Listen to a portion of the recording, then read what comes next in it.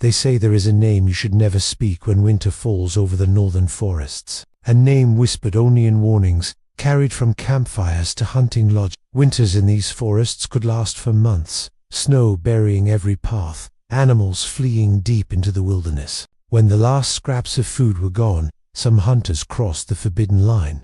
They consumed the flesh of their own kind. In that moment, something inside them broke. The spirit of the north, the cold itself, claimed them. Their bodies stretched, their souls hollowed, and they became something less than human and more than monster. 7 men went into the forest during the harshest winter anyone could remember. Their village was starving. They had no choice but to hunt or die. For days they followed deer tracks deeper and deeper into the pines until a blizzard swallowed them whole. They found shelter in an abandoned logging cabin and waited for the storm to pass. It never did. Among the Algonquian people, the creature is the embodiment of greed, a reminder that taking more than one needs leads to spiritual corruption. Its spirit lingers in the trees, waiting for another starving soul to repeat the same sin. The Wendigo is not just a monster in the woods, it is what waits at the edge of humanity when desperation and greed take hold. Even today, some speak of Wendigo psychosis, a rare condition where individuals fear they are becoming cannibals,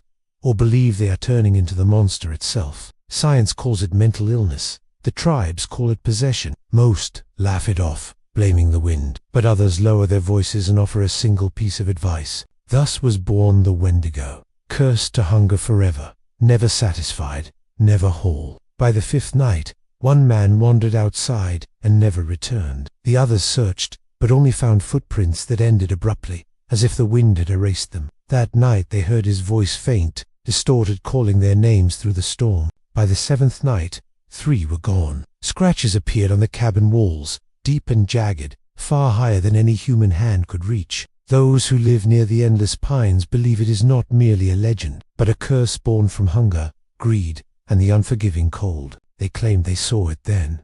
A skeletal giant emerging between the pines, its glowing eyes fixed on them, its mouth stretched too wide, teeth glistening with frost. Yet when search parties combed the woods, they found claw marks gouged deep into trees and blood frozen into the snow. No bodies were ever recovered. It called their names, each syllable warped into something inhuman. It did not chase them, it simply followed. One man collapsed in the snow, and the other kept running until dawn, when rangers found him near death at the forest's edge. And though outsiders call it folklore, there are stories old and recent that refuse to die. The more it eats, the taller it grows, and the hungrier it becomes. Its hunger is not simply physical, it is spiritual, a void that cannot be filled. And unlike beasts that kill from instinct, the Wendigo hunts with patience. It stalks travelers for days, sometimes weeks, wearing them down with fear and exhaustion. Long before settlers came, the Algonquian tribes told of men driven mad by starvation.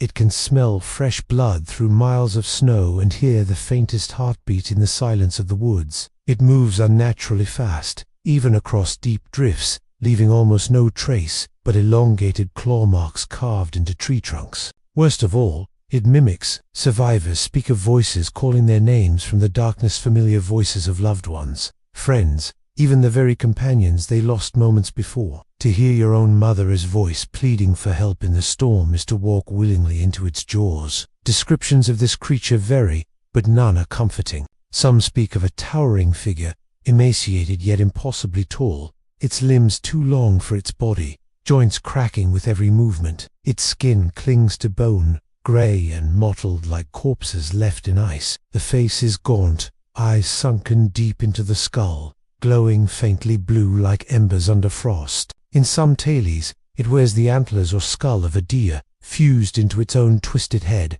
a symbol of the wilderness consuming the man it once was. What makes the Wendigo more terrifying is not only its appearance, but its nature. It is never sated. It is said the Wendigo has senses sharper than any predator. One story, passed quietly among the hunters, speaks of a group who vanished decades ago. Food ran out. The cold gnawed at their bones. The last 2 survivors fled into the woods. He told his story, but no one believed him. They said he was delirious from hunger and cold. Over time, the Wendigo became more than just a tale of survival. It turned into a warning. Legends say there is only one way to destroy a Wendigo: to burn its heart of ice. but many believe it never truly dies. Modern culture has borrowed the creature for movies, comics, and games, but stripped of its roots, the core message is often forgotten. Even now, travelers in the northern forests tell of strange noises at night, whispers carried on the wind, footsteps pacing just beyond the firelight,